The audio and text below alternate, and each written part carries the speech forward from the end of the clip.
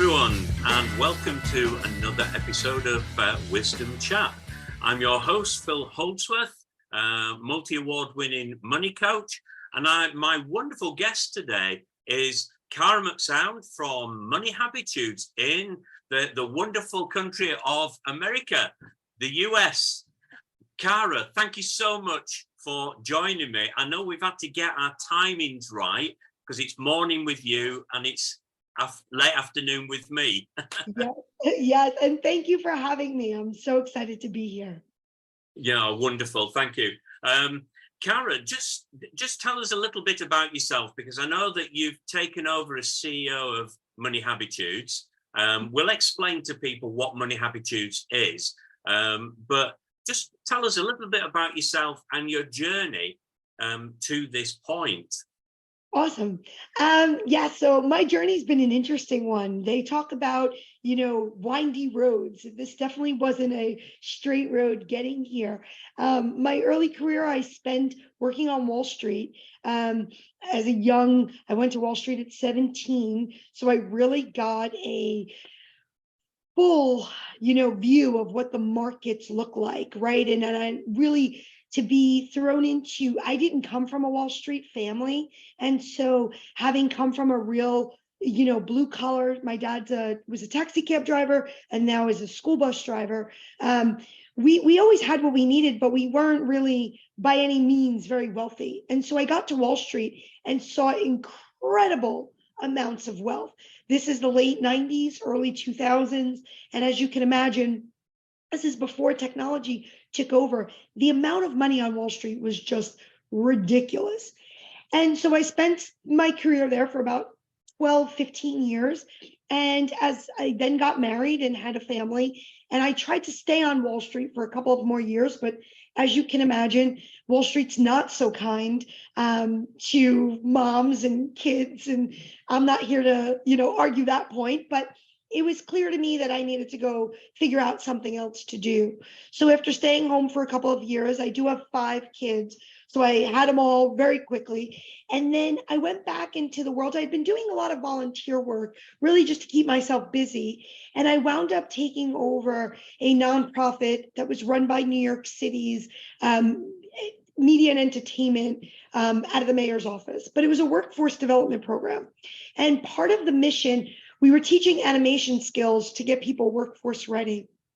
But part of my task was to give all of these participants in our program an incentivization through a monetary stipend. And quickly I realized none of these kids were in the banking system. They were all what we refer to in the US as unbanked. And so I was tasked with giving these kids stipends, and I realized, well, unless I had cash, there was actually no way for me to pay them without it costing them some amount of money. So after building out an entire system of being able to get them, paid, and then really recognizing I needed to get these kids financially educated because they had to stop going to check cashing places. They were giving up such a percentage of their money to get the money cashed that I was, we have to get you into a bank. So I partnered with a bank and we got the kids banked and we had a great success rate. And that was really where this moment happened for me, where I realized, whoa, we have such opposite ends of the spectrum, right? I now spent part of my career on Wall Street with the wealthiest individuals. And now here I was with the unbanked participants, some of the lowest income people in our city. And I started to see similarities in their behaviors, in their attitudes, in what they thought money could do or buy. So the dollar amounts didn't actually matter. Their egos, their behaviors, their logic, their reasoning, their emotions, that's what started to play out to me. Because I was like, these two people actually think they're so different. And other than what I would call more ammunition, right? More money in their pocket, they're actually quite the same. And so that's where my journey really started, around looking at the psychology of money, the thoughts around money, the ideas. Why do people have these, beliefs that money is going to do it's like magic fairy dust and it's just going to make everything, it's going to make you taller, it's going to make you skinnier, it's going to make you, cuter, or like, I really thought this was so amazing. And so after I left the nonprofit, during COVID, as most people, I went back to graduate school because my kids were all home. For a degree from Kansas State University in financial therapy / financial psychology. And after finishing all my coursework, I had been introduced to Money Habitudes during my coursework. And after finishing it, I came on to Money Habitudes as an intern, actually. And Sybil, the woman who created Money Habitudes, she was at that next stage of her life where was looking for a transition plan. And the rest is history. I acquired the company late last year, and now it's just putting the technology and the support to work with facilitators, financial coaches, financial counselors, wealth managers around uncovering this side of it so we can help our clients more. So that's Cara, thank you. Story. Yeah, thank you, Cara. That is, I know you've really skimmed across the surface in a sense, but really when you think about, I've worked in investment management, so that's the nearest I've got to working with the markets and seeing what I saw and the stress and the pressure working in that environment. And like you said, the volumes of money that was changing hands or moving around the globe, phenomenal. I mean, I could only think on a personal level, it's a little bit like Monopoly money. I don't know if you've ever played Monopoly, but it's a little bit like Monopoly money. It's almost like, a figure that you cannot really comprehend. You cannot However, comprehend. People are making decisions about even their clients' money, their clients' portfolio. And if we don't understand that decision making, what drives those decisions or that behavior, then I can see when you're looking at like those students that you talk about who are unbanked. We have people here who are struggling to engage with the banking community because nobody's ever shown them how. And also the banking community are reducing their presence on the high street more and more and forcing people down the digital route. So you can imagine the younger generation, well, that's probably a no-brainer for them in one sense because they're familiar with technology, but there's still somewhere in the region of 11 million people in our nation alone who don't have that kind of access and that ability. And what we see is it's more about trust than anything else, right? The banks are in the UK, in the US, right? The media does a great job to vilify them. Yet the truth is the banking industry has a necessary evil, if you'll call it that. So instead of vilifying them and having consumers go out and hate the banking system or have some aversion against it, what we need to do is educate people on the rules of engagement. And so my job is never to tell people the bank is right and you're wrong, or if the bank says this, you should wholeheartedly believe them. My job is to educate you so you can make a decision about a financial institution or a financial product that works for your life. People love to hate certain financial products. The balloon mortgage gets like the worst reputation on the street. But if you're a certain person with certain habits and certain behaviors, a balloon mortgage may be one of the best products out there for you.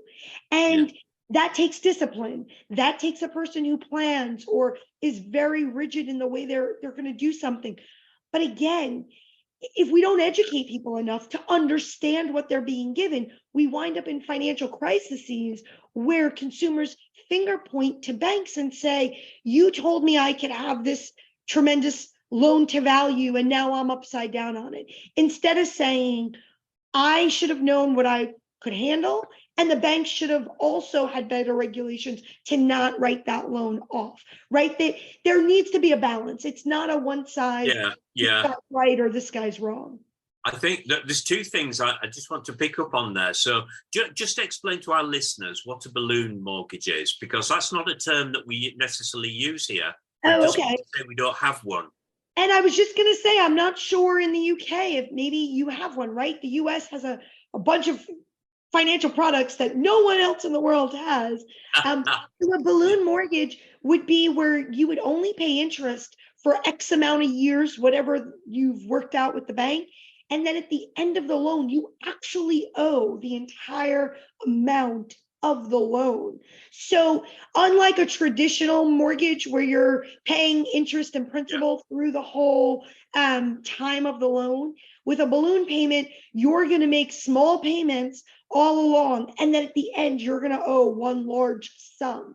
And again, people, get themselves into trouble because think about it, you're paying less through the whole life. And if you're not preparing for that big payment, you could really become upside down. But if you're someone who has a job that maybe pays a tremendous bonus, like again, Wall Street guys, they would use those types of loans. And the ones that were messy, the ones who had bad habits and behaviors, they got into trouble. But the guys that knew what they were, and I say guys, but guys or girls, there weren't many girls.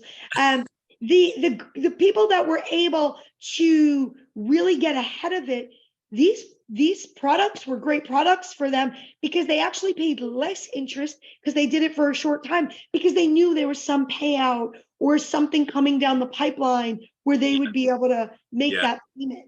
And what I stress is we have to know the right products for the right people. Finance is not one size fits all. It's not everybody should not be in all the same stuff.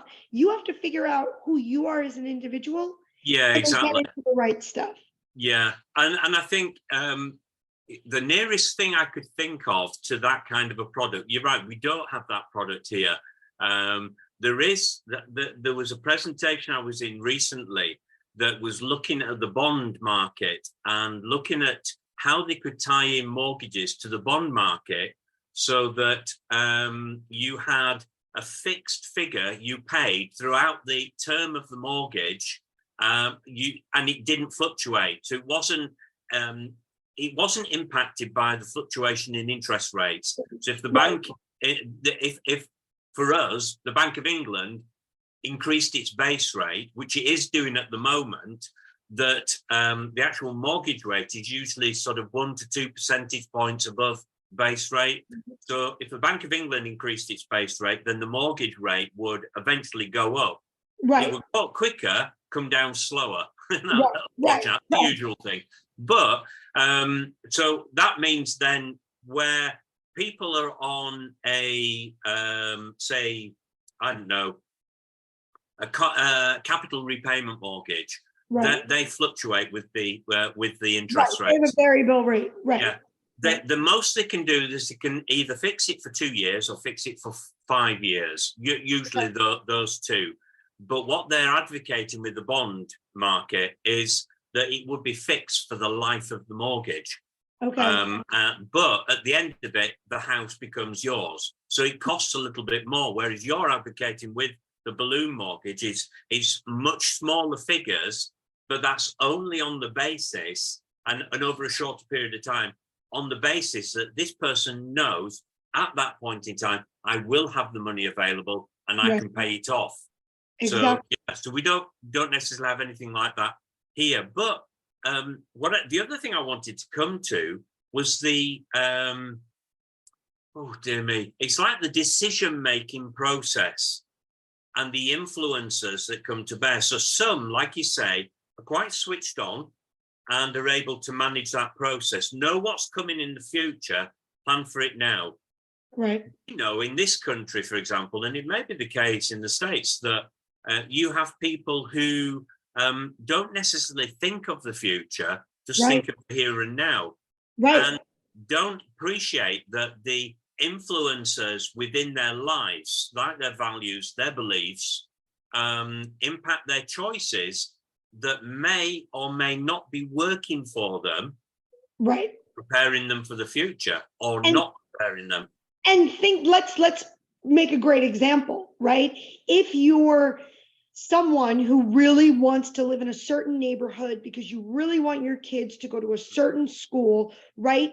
You may, let's say, whether it's the mortgages that you have in the UK or the ones we have in the US, you may pick a product that allows you. So in the balloon type, example, you may pick this product. You're not thinking at the future that I'm going to owe this large sum. You're like, how do I get into this thing right now? Because you're emotionally driven that it's so important for your kids to be amongst this group of kids or this set of people in this neighborhood. So you'll do whatever you need to do to get there. And you're like, I'll figure it out later. But if you don't have a plan of how you're going to figure it out later, that could really be a problem. Whereas that money that you're spending on a monthly basis may have been a great amount of money to put you in maybe a different neighborhood, maybe a smaller home, but in 10 years, 15, 20 years time, with that same payment, you will own the home and you would never have this big, huge payment where you have to worry about it. Yeah. But again, that wasn't as attractive. That wasn't as emotionally drawing. And so people often make the decision for what I can afford right in this moment without recognizing what I afford right in this moment. How does that play out later in life? Yeah. And that's where we see people that don't save often for retirement, right? Like they look at the paycheck and they spend right to the dollar amount of the paycheck. They never pull off the top, hey, I should put this away for a rainy day, because they can't think that far in the future. This saying in a lot of the psychology books we read is to really think about your future self is almost impossible. Yeah. Right? Like you can't imagine your old lady or old man self. I mean, I look every day in the mirror. I'm like, oh, she's here. My old lady self. She has arrived. But most, at 19, at 20, at 25, at 30, you're so in the moment that you can't think about those longer term, propositions. And the problem really is, Phil, that the only thing that money truly needs, don't tell me about a fancy product. Don't tell me about interest rates. The only thing money needs is time. And time is the only thing money can't buy. So at the end of the day, when we don't think about our future selves, we don't think about what money looks like in the future, we've given up money's biggest asset, which is time. Yeah. I'd just like to unpack that a little bit further, if we may, Cara, in terms of, so we talk about money habitudes, and people look at me, when I use that term, they look at me as if to say, what on earth are you talking about? And I say, habitudes is an actual word. Look in the dictionary. So would you like to just sort of open up a little bit? Why are we talking about money habitudes? What are they? And why are they important with what we've just been talking about? Exactly. So money habitudes, right, is our habits and behaviors around the psychology of our money, right? And so the actual money habitudes assessment is 54 statements. It's over 6 domains: security, planning, carefree, status, giving, and which one did we miss? Spontaneous. There we go. And so when we look at these 6 domains, when money habitudes was first designed, it was researched that these were like the 6 most common, elements of our money, the ways we behave with our money. So this isn't, hey, Phil, did you save your 50, 20, 30 rule this month? No, this is what happens in your subconscious. What's happening when you look at something? What happens when you walk down the grocery food aisle and there's Heinz ketchup and then there's the generic brand ketchup? Now, for the most part, generic brands are made by name brands. They just put a generic tag on them, right? But there are people that will never, ever buy a generic brand because to them, they're worth a name brand. And by going to a generic brand, they have devalued their own self. And so why is that? If I told you Dannon yogurt and whatever, I don't know, ours is Walmart in the States, but whatever your generic brand would be, let's say in the UK, if I told you Dannon yogurt and this X brand yogurt are both made by Dannon, and this one is 18 cents cheaper, would you feel embarrassed if you were having company, if somebody opened your refrigerator to see this subpar brand? And so back to what we were just talking about relational. If Dannon didn't exist, we wouldn't know that this generic brand is subpar to Dannon. Yeah. Just to say, we've got an example. So in our country, so Walmart, we've got Asda, because Walmart owns Asda. We've got Waitrose, which is classed as a quite a top brand. Sainsbury's, another fairly top brand. And then you've got sort of Morrison's and around that level, and Sure. Asda, which people would be happy with. But then Sure. underneath that, we've got another brand that is really taking the market by storm. And these are two brothers who apparently, I might be wrong in assuming this, but let's say two brothers, they fell out with each other. So one's called Lidl and one's called, oh, dear me, can't remember the other, Aldi. Aldi, So yeah. We have Aldi too. Right, okay. So we've got Lidl and Aldi. And it's interesting, there's been occasions when I've talked to people and we've talked about where do you shop? And there's a view of Lidl and Aldi's as though they're the cheaper end. Right. But actually their products are just as good as the branded products. Yep. And now we've started to see even wealthy people going to Aldi and Lidl shopping. Right. So I take your point, what you're saying there. So sorry I interrupted, but no. That's exactly the points that we want to make, right? Like these are things you shop at the grocery store that you shop at, maybe because it's on your way home from work. Maybe it's because you love the way the guy in the meat department cuts your deli meat, right? Like there are associations that we make on a regular basis that create our habits and things we just do. So if you're a whatever the higher end store shopper that you were, Waitrose, and all of a sudden you've never been an Aldi shopper, you don't know anything about it, but one time on your way home, you happen to be passing one, you really need something, you run in and and you love it, you find something great. That may be that inflection point that gets you off your loop.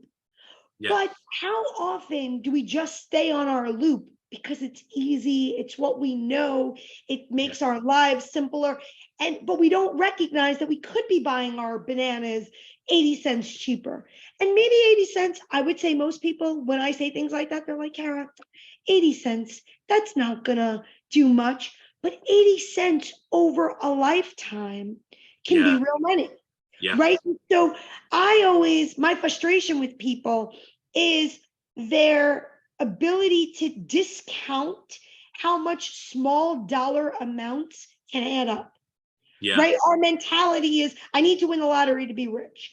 Instead of, which traditionally, and I don't know about the UK, but I do know here in the US, most people that make it to be that millionaire next door, they make it because of those small habits and behaviors that they've actually shifted to work in their favor. Yeah. That's great. I love the way that you describe that, because we often will overlook the small things, and because they're small, it certainly in terms of behavior and habits and mindsets, because they're small, we don't give them the value that they deserve, and we think naturally to, if only I could win the lottery, or there's some big thing that, to be quite honest, for most people will never happen. And because of that, it's almost like we're living a pipe dream that we never fulfill. But it shapes our behavior, doesn't it? Absolutely. And think about a lottery win. A lottery win sounds exciting, right? Yeah. But what do we know with lottery winners? Most times they're wind up broke because they've had no management of the money, or they were so excited to go buy all these things they didn't think about the long term. So what I say when I give advice, I always say, well, let's find the lottery win in your everyday life. So what is something like, I love to buy my Starbucks coffee. Everybody, you love to see all the retirement specialists that are like, oh, don't buy your $5 Starbucks coffee, and at the end of 20 years, you'll have $1 million, or whatever the numbers are. And here's my theory on that. I'm not giving up my Starbucks coffee. I have 5 kids. I go to work full time. I've got a marriage that's 20 years in. I'm tired, right? So that Starbucks coffee has such value to me. The process of going to get it, the enjoyment of the smell when I walk in the store, like, it is more than just $5, right? And as I drink that coffee and it gives me the caffeine, and I feel so proud that I've been able to buy that coffee, right? I'm not taking that away. There's the $1 million at the end of the road is not worth it. I want my coffee. But what I'm willing to say is, can I win this coffee for cheaper?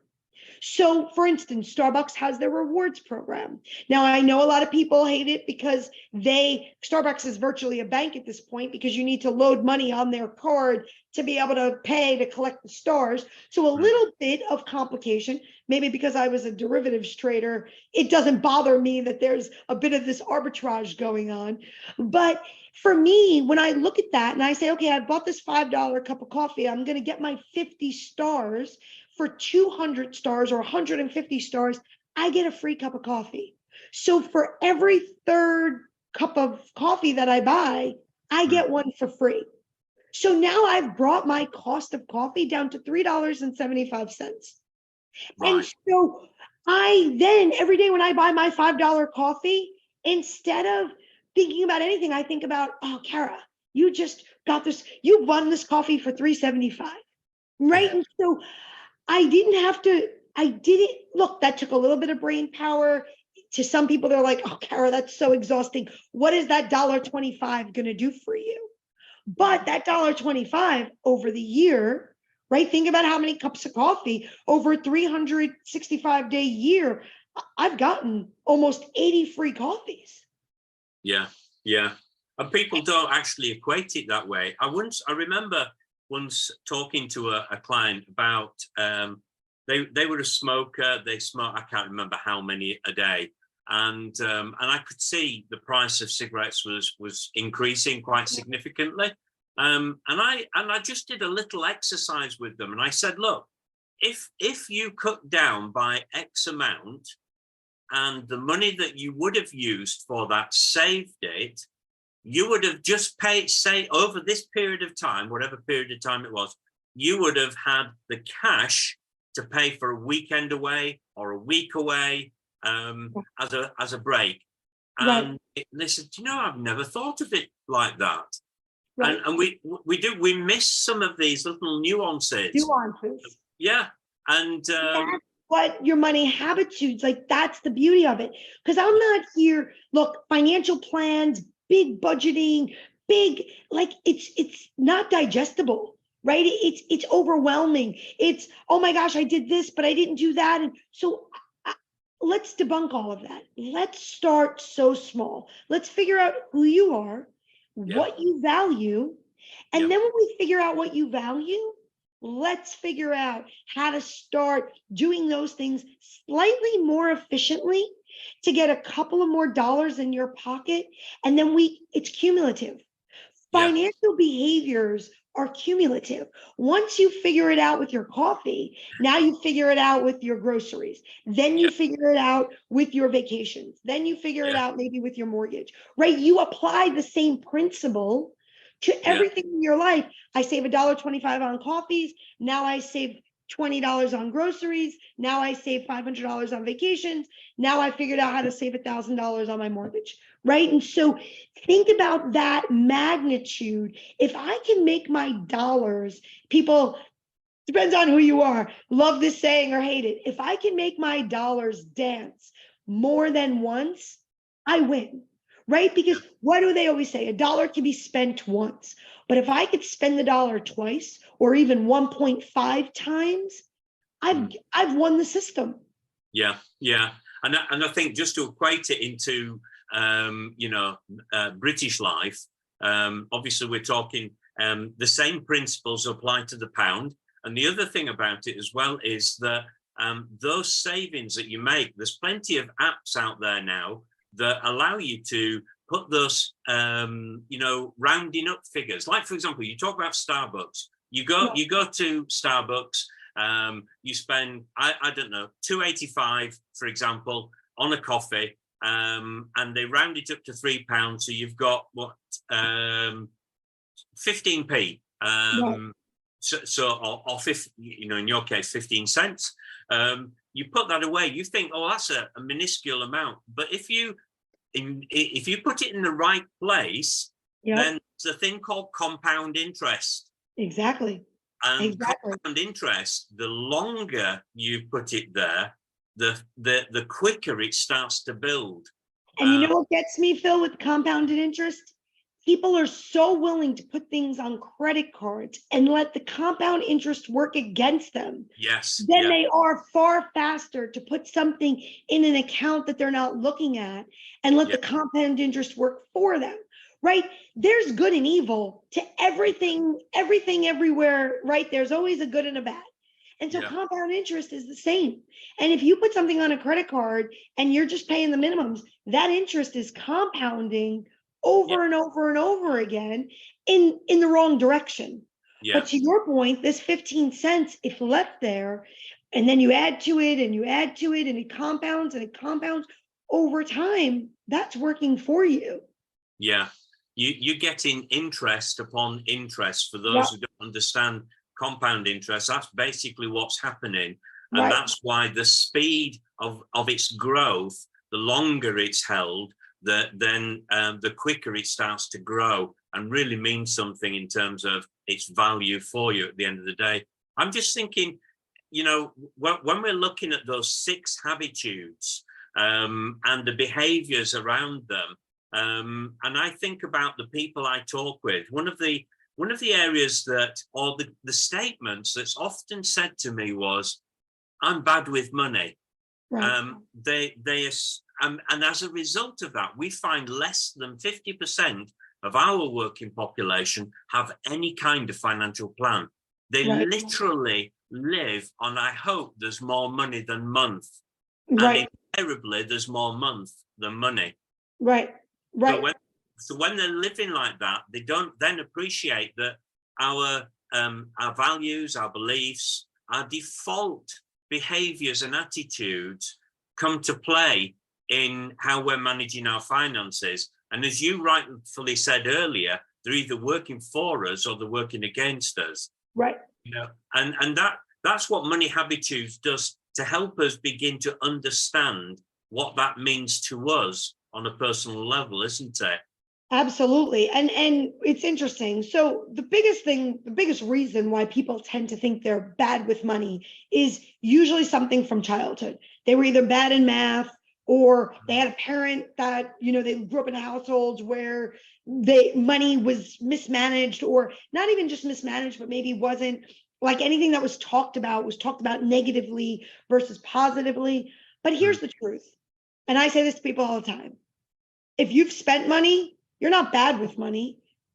You figured out how to spend it. So if you can figure out how to spend it, that's a third of the battle, right? There's save it, spend it, or invest it, right? So like of those 3 things, so you're not bad at it. You're a third of the way there. And then when people say, yeah, but I don't save it or I don't invest it, I said, actually, if you have anything on you or in your home that comes from a publicly traded company, you wear a pair of Nikes, you wear a pair of Under Armour, you wear, Oakley sunglasses, Gap clothing, you're already an investor. You're just on the wrong side of the investment because you bought the depreciating asset. You didn't buy the appreciating asset. So all of a sudden now we've got 66%. So you're not bad with money. You're using it, you're investing with it. You just don't have the wherewithal to understand the way you should be doing it a little bit differently.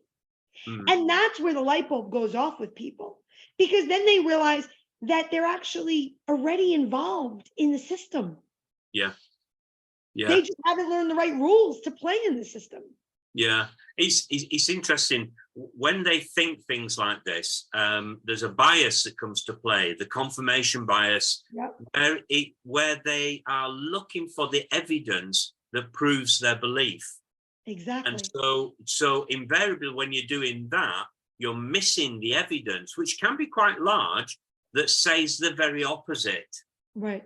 And it's interesting, my conversations with my clients, the numbers of times which I've come across individuals who have had that belief or something similar to that that's been a negative, in actual fact, they've not really stood back and looked Sure. at the facts that surround them and seen, you know what, like you say, I'm already engaged with it. I'm already doing this. I'm Right. already, I go to the supermarket, I calculate things, I add things up, I divide things, I take things away, I multiply things. So, who says you're not bad? You're bad with money or you're Right. bad with Right. numbers. And so we're sort of believing something that in a way is holding us back. Right. And the thing I found about the money habitudes then is that it enables us, once it's helped us identify some of these mindsets, these attitudes and these habits, now we're in a position to make good rational choices Right. that actually work for us as opposed to against us. 100%. And we get to then say, right, when we look at kind of where our assessment falls out, we can go through it and say, is this helpful or is this hindering me? Right. Yeah. And, or do I just love it? Right. Like I know people that are dominant, let's say, in giving. And when Yeah. you try to talk to them about it, they're like, nope, this is their, this will be a cultural or a religious thing. And Yeah. that is non-negotiable. So then again, I'm not here to tell you, oh no, we have to stop giving. What we Yeah. have to do is figure out, how do you continue to give, but it's not hindering something else in your life or stopping you from doing what you need to do.